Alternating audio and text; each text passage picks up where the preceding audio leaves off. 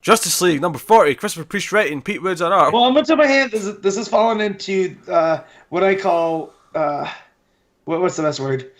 It became very Christopher Priest, where there's so many plot threads, it's hard to keep them all straight, and it felt like Deathstroke. And I don't mean that in it's moody, it's dark, it's like, wait, what was going on in this thing? What happened here? I mean, I'll counter that by saying, actually reading that and an issue of Deathstroke this week, that Deathstroke was way more Deathstroke than this was. Yeah. Does that make sense? That's fair. Yeah. Yes, I'll be honest, I didn't scale. actually. This is a 3.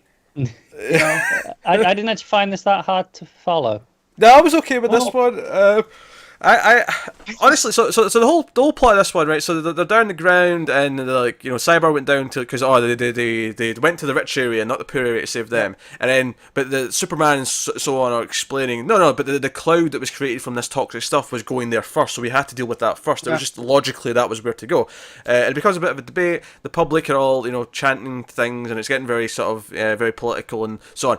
But the actual main plot of this issue is they all go back up to the Watchtower, and the fan has rigged the Watchtower to fall out of orbit into the Earth, and it seems that the plan was to kill all the B Squad and leave just the main good heroes, quote unquote. The A team, if you will. But not Mr. T and so on. The A team, the A Squad of the Justice League. There's no face man here. Yeah. A pity the fool. So. Right, so that was kind of the plan, and a lot of the issue is both the Justice League and the JLA working together, trying to figure out how they can solve this. And a lot of it's this debate of well, we can do this and it'll save some of us, and maybe the B Squad be left behind. And then it's no, we can't do that. And then it becomes okay, how do we actually do this so everyone lives? And Cyborg makes that call. He's the one in charge, so he's a bit.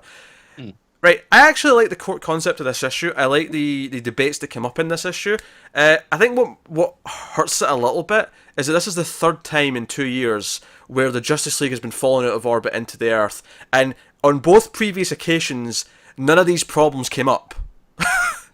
Because the whole thing, Superman could push it out, but it would break it in half, and it would still kill half of us, or this and that. None of these, and this might be actually more accurate as to what would happen. I'm not the scientist to tell you if it is or not.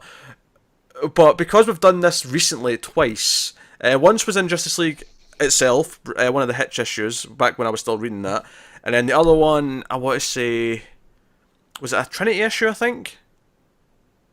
Yeah? Yeah, where there was the invasion. Where Simon showed up. Yeah, it was like the last of the Maniple stuff, right? I think so, yeah. So I couldn't get that out of my head, as I was and they kept debating, I'm like, the last 2 times this happened, it wasn't that much of an issue.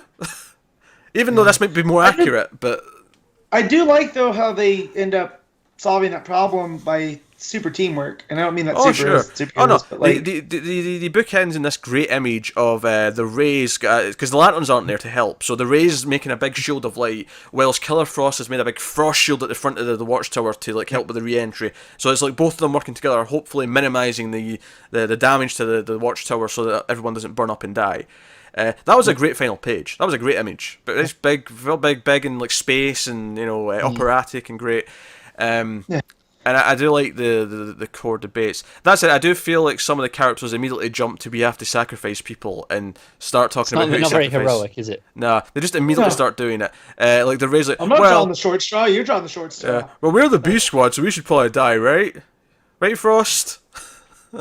Which of us is being written by Orlando? That's who we're picking. Yeah.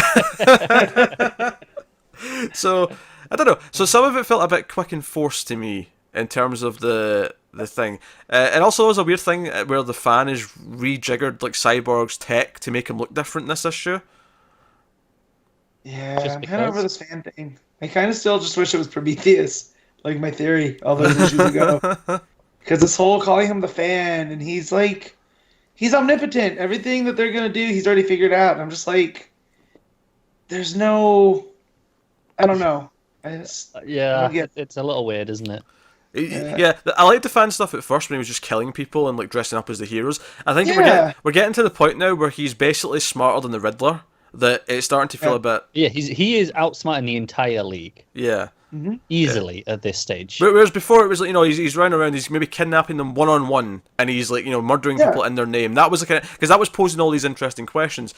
Him basically sabotaging the entire Watchtower and making both Justice Leagues have to work together and not to sacrifice themselves was, I don't know.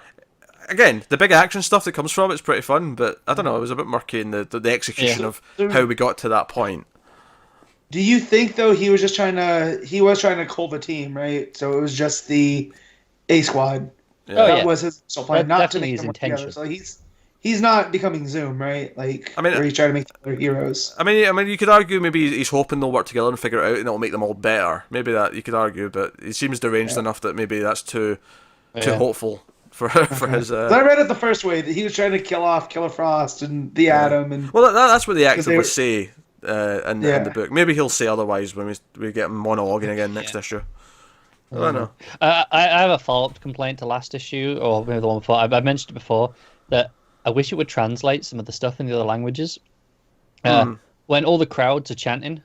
Yeah. I mean, I get the message, but I would like to know what they're actually saying to have impact of understanding this chant. I shouldn't have to go through that much work, especially not when, in the same issue, they're going to translate Celsius to Fahrenheit.